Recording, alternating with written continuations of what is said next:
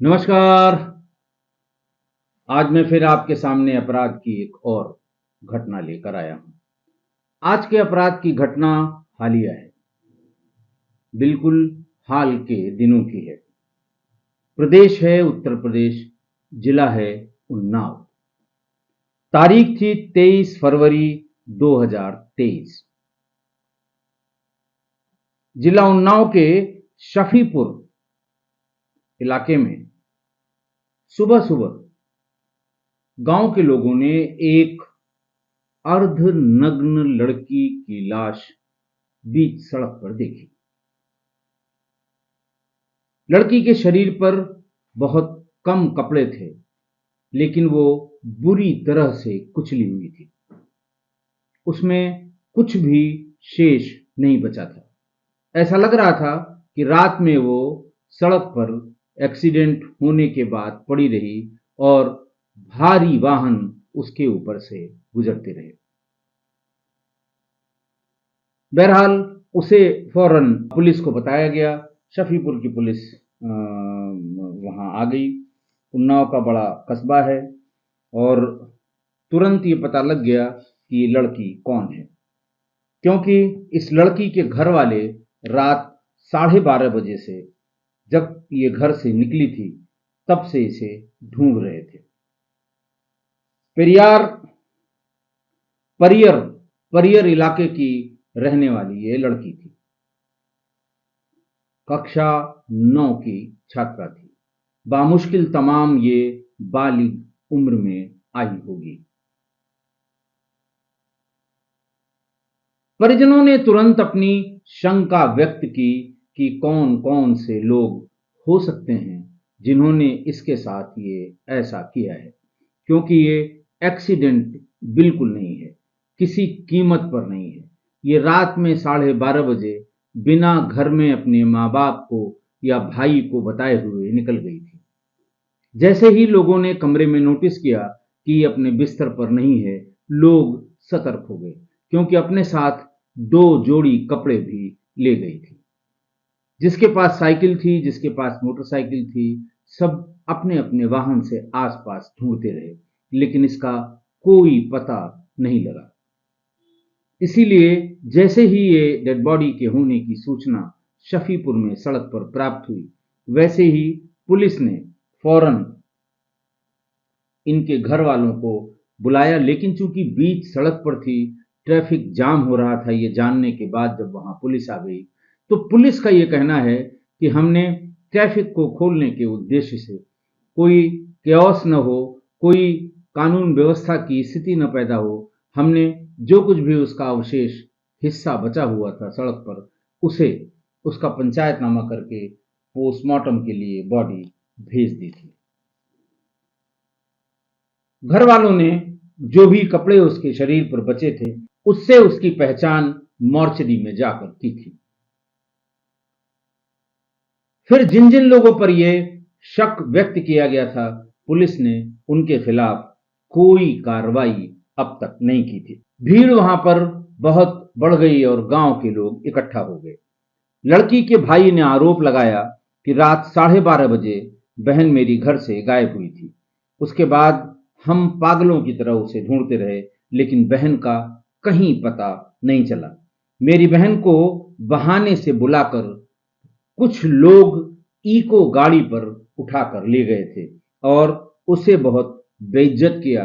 उसके बाद उसके शरीर पर तेजाब डालकर उसे गाड़ी के टायरों के नीचे कुचल दिया, ये उसका आरोप था। बहरहाल घर वालों ने जो एफआईआर कराई, वो गैंगरेप के बाद हत्या की एफआईआर कराई अज्ञात लोगों के खिलाफ, और ये लिखाया कि ये अज्ञात लोग गांव के ही हो सकते हैं। इतना गुस्सा था परिवार में, आप समझ ही रहे होंगे कि उन्नाव पिछले कुछ दिनों से इस तरह के गैंगरेप और उसके बाद हत्या के कारण बराबर सुर्खियों में रहता है। तमाम लोगों ने इसके पॉलिटिकल माइलेज भी लिए हैं। आप उन्नाव से सर्च करेंगे, इस तरह की कई घटनाएं आपको नेट पर पिछले 4-5 सालों में मिलेंगी। लोगों के दिमाग में ये आ गया कि जब तक हम धरना नहीं करेंगे, प्रदर्शन नहीं करेंगे, सुनवाई नहीं होगी, जब तक अखबार वाले, टीवी वाले इसे कवर नहीं करेंगे, हमें अपनी बच्ची के साथ हुए अन्याय का न्याय नहीं मिल सकता। लिहाजा पूरा गांव इकट्ठा हुआ। अगले दिन यानी 24 फरवरी को जब डेड बॉडी घर पर आई तो लोगों में बहुत गुस्सा था। अंतिम संस्कार करने से लोगों ने मना कर दिया। लड़की के पिता ने अखबार वालों के सामने, प्रेस के सामने प्रशासन पर गंभीर आरोप लगाए और ये कहा कि जब तक, अच्छा ये भी कहा कि शव मिल गया था, ऐसी क्या जल्दी थी, हम थानों के चक्कर लगा चुके थे, थाने को पता था कि मेरी लड़की गायब है, तो फिर मुझे या परिवार के किसी व्यक्ति को क्यों नहीं शव की पहचान के लिए बुलाया गया, क्यों इतनी जल्दबाजी की गई उसके पंचायतनामे और पोस्टमार्टम के लिए। ये आरोप था लड़की के पिता का, लड़की के घर वालों का। घटना के 3 दिन बाद तक लोग प्रदर्शन करते रहे। पुलिस से वो लगातार इंसाफ की मांग करते रहे। शनिवार को जब वो लोग शव रख कर प्रदर्शन कर रहे थे तब बड़ी संख्या में पुलिस बल, मजिस्ट्रेट और ये सारे लोग मौके पर पहुंचे और भीड़ वहां उनसे सवाल करने लगी। पुलिस ने लड़की के चाचा और लड़की के पिता को ये कहा कि आप मेरे साथ शफीपुर थाने चलिए, हम आपको बताएंगे हमने क्या क्या कार्रवाई की है। यहां हर आदमी के सवालों का जवाब नहीं दिया जा सकता और अगर आप हमारे काम से या हमारी प्रोग्रेस से या विवेचना से अगर आप संतुष्ट नहीं हैं फिर आपकी मर्जी है, हम कुछ नहीं कह पाएंगे। बहरहाल फिर भीड़ को भी लगा कि 3 दिन हो गए हैं, बहुत दिन तक न तो शव को रोका जा सकता है और न ही इस तरह से प्रशासन के साथ नूरा कुश्ती कह लें या लड़ाई झगड़ा कह लें, ये हम नहीं कर सकते हैं। चाचा और पिता शफीपुर थाने गए।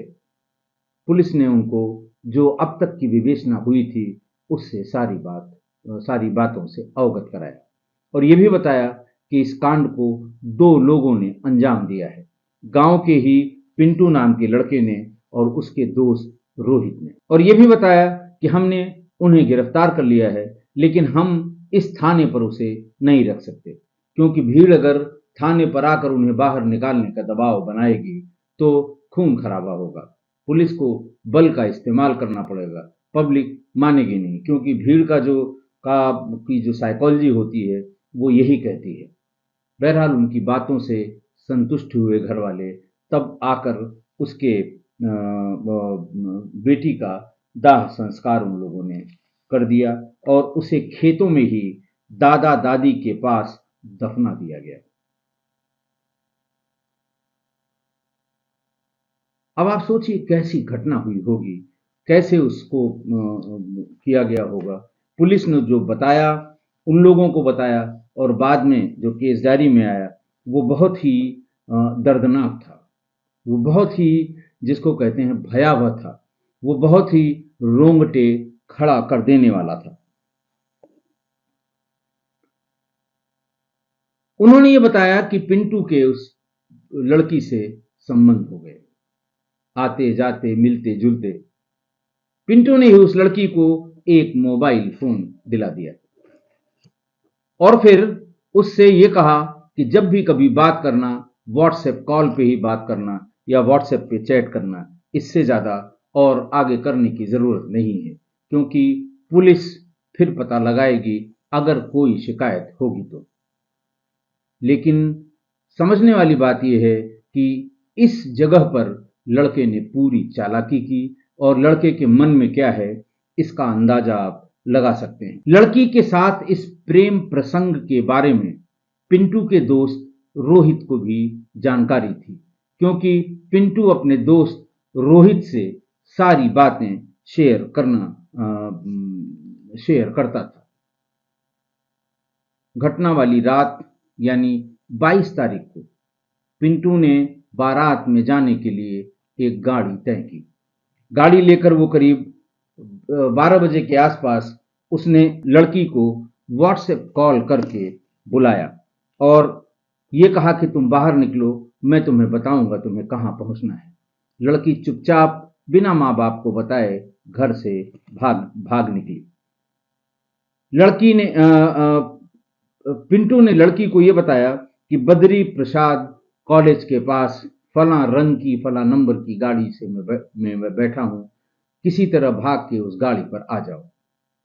लड़की ने ठीक वही किया और बद्री प्रसाद कॉलेज के पास वो पिंटू से मिली। पिंटू उसे अपनी गाड़ी में बिठाकर वहां से आगे निकल गया। पिंटू लड़की को लेके एचपी गैस एजेंसी के पास की बगल वाली जो सुनसान रोड है वहां पर ले गया और वहीं पर गाड़ी खड़ी करके उसने लड़की से संबंध बनाया। इसी बीच पिंटू के फोन पर लड़की के ताऊ का फोन आ गया। यहां बात बिगड़नी शुरू हुई। मैंने पहले ही बताया कि जैसे ही वो भागी 10-15-20 मिनट में घर वालों को पता लग गया। घर वाले उसको ढूंढना शुरू कर दिए। आसपास के गांवों में मुख्य मार्ग पर बस जहां से मिलती है, टैक्सी टेम्पो जहां से मिलती है, हर उस जगह पर घर के लड़कों ने ढूंढना शुरू किया। शायद ये बात कहीं से पता लगी हो कि पिंटू से इसके संबंध हैं या पिंटू से ये मिलती जुलती।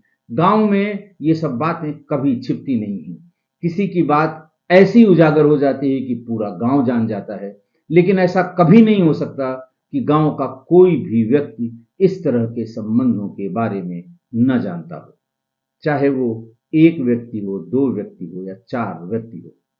किसी ने ये टिप लड़की के ताऊ को दे दी कि आप पहले पिंटू का पता करिए। पिंटू का नंबर ढूंढा और ताऊ ने उसको फोन कर दिया कि लड़की कहां पर है। इतना सुनते ही पिंटू घबरा गया, क्योंकि वो लड़की के साथ ही उस समय उस गाड़ी में मौजूद था। उसने फौरन लड़की को बताया कि इस तरह से फोन आया था, इसका मतलब ये लोग जल्दी ही यहां तक पहुंच जाएंगे, पुलिस के पास जाएंगे, पुलिस लोकेशन बताएगी, यहां तक पहुंच जाएंगे।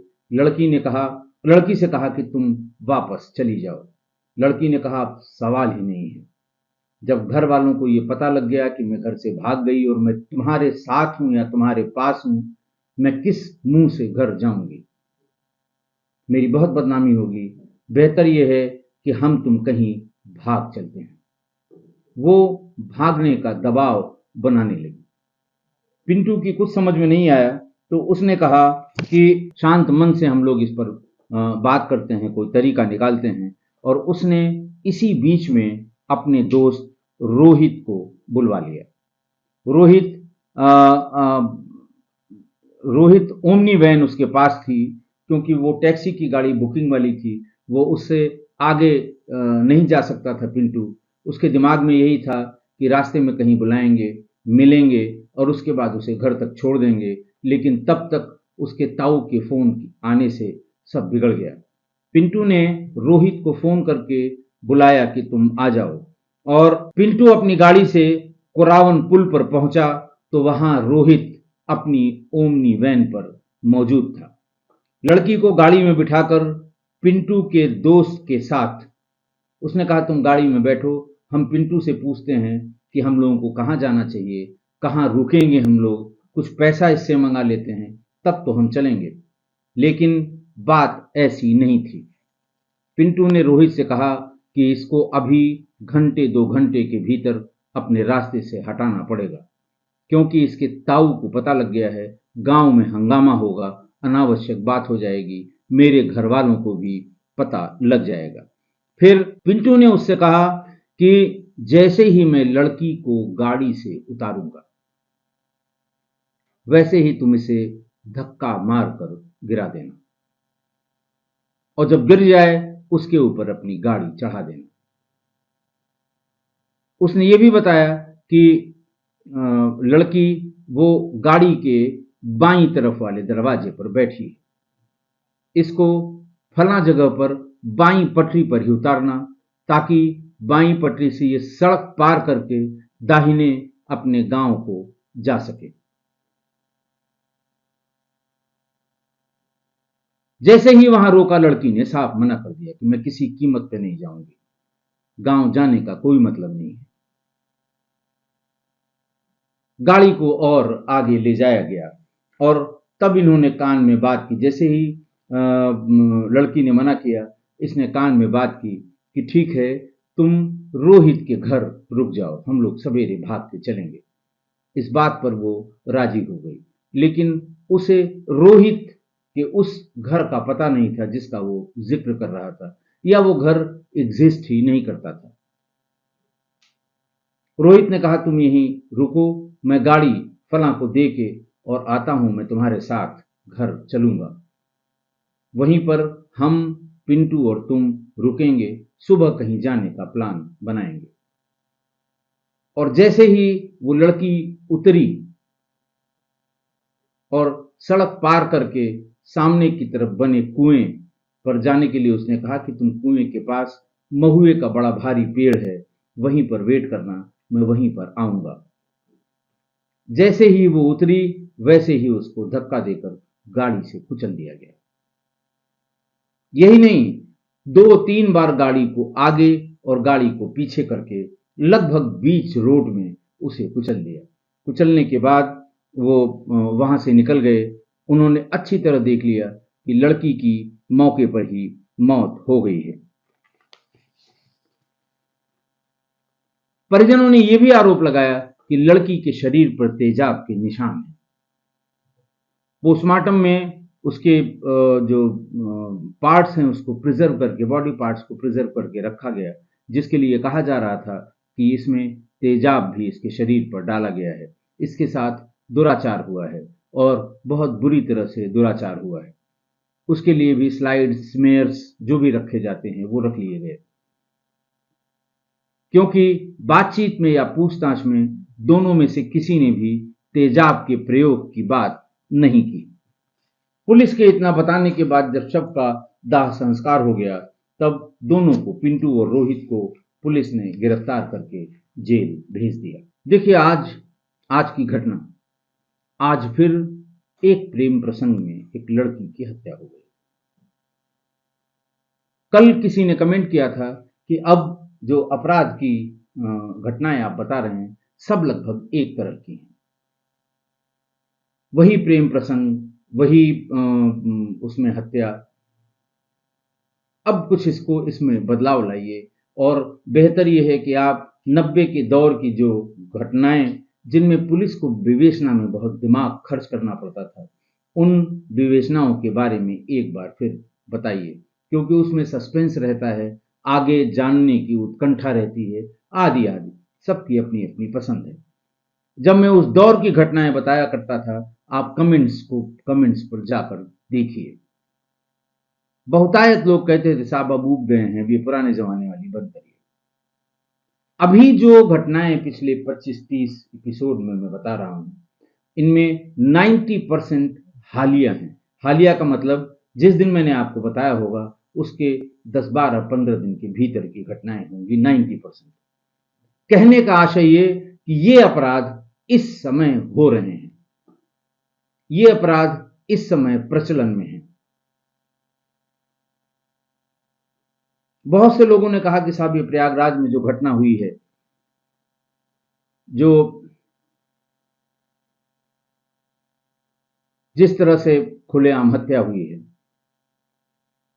मैंने इस घटना को छोड़, इस पूरे गैंग के बारे में राजू पाल हत्याकांड के नाम से एक एपिसोड बनाया था, जिसमें गवाहों की हत्या कैसे होती है, कैसे हुई थी, सीबीआई की इन्वेस्टिगेशन कैसे इतनी लंबी चली, कौन कौन उसमें बरी हुआ, कितने और लोग मारे गए, कितनी बार अटेम्प्ट हुआ, अतीक का आपराधिक इतिहास क्या है, सब चीजें मैंने बताई थी। और ये घटना जो अभी 3-4 दिन पहले प्रयागराज में हुई है, ये उसका एक एक्सटेंशन मात्र है। मैंने किसी के जवाब में भी ये लिखा है, किसी के प्रश्न के जवाब में भी, कि मैं ये पूरी घटना सुना चुका हूं। इस पूरे गैंग की सारी वारदातें, राजूपाल की हत्या भी ठीक ऐसे ही हुई थी। बिल्कुल ऐसे ही हुई थी जो हत्या पाल की अभी इस बार में हुई है। दौड़ा दौड़ा के उसे तो हॉस्पिटल तक, एसआरएन हॉस्पिटल तक दौड़ा के मारा गया था। तब लोग कहते साहब अब वो नई घटनाएं सुनाइए। इस तरह की घटनाएं अब बंद हो गई हैं। वंस इन ए व्हाइल, जाने जाने कितने दिनों बाद इस तरह की कोई घटना हुई है, वो भी आपसी रंजिश की है। गवाह को मारना था ताकि ट्रायल में उनको फायदा हो सके।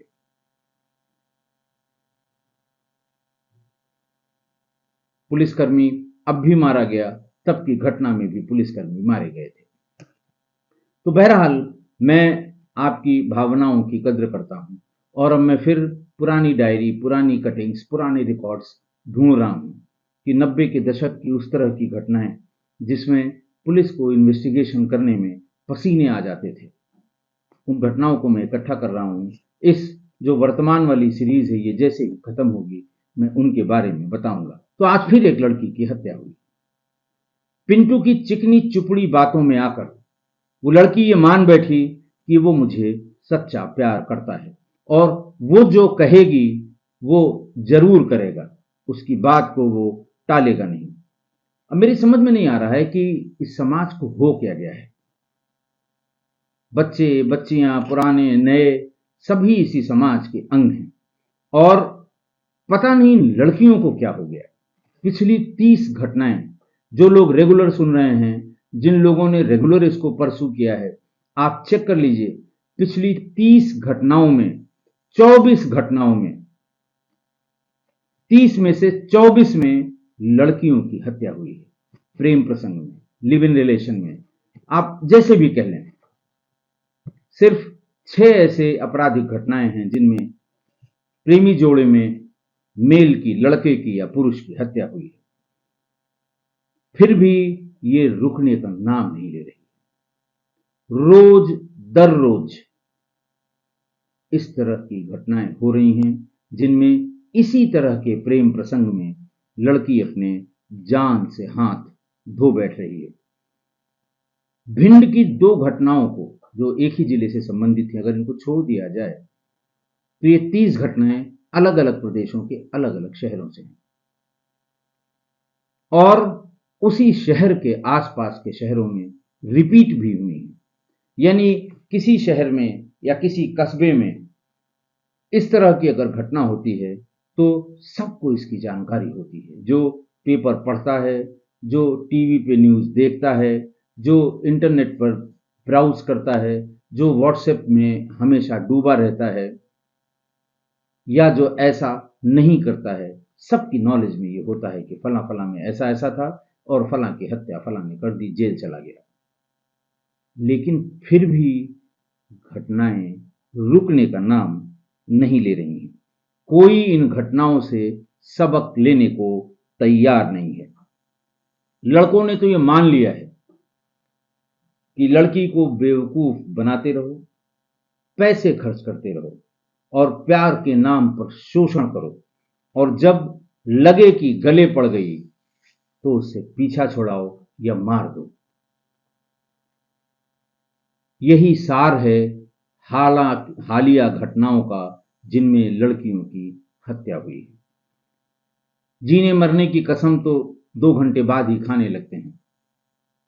जितनी ये घटनाएं हुई हैं जिनमें जो केस डायरीज से या जो सर्कमस्टांशियल एविडेंसेस से यही पता लगता है कि जीने मरने की कसम खाई, लड़की ने समझा सही कसम खा रहा है, लड़के ने कहा बेवकूफ बनाते रहो।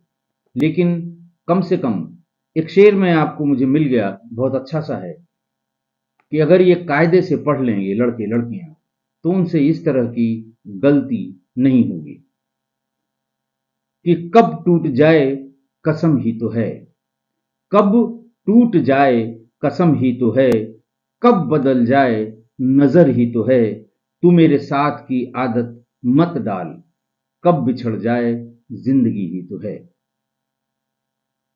कसम ये है कभी भी टूट जाएगी, किसी की नजर है कभी भी बदल जाएगी, लड़का हो चाहे लड़की हो। इन सारी घटनाओं में ये नजर बदलने का ही फेर हुआ क्योंकि ऊपर वाले ने कोई गलती नहीं की है, कहते हैं कि तकदीर बनाने वाले तूने कमी ना की, तकदीर बनाने वाले तूने कमी ना की, अब किसको क्या मिला ये मुकद्दर की बात है। इसीलिए इस तरह की रिलेशंस में, इस तरह के संबंध में, इस तरह से कच्ची उम्र में मुंशी प्रेमचंद जी के शब्दों में गदर पचीसी में ऐसी नादानियां हो रही हैं।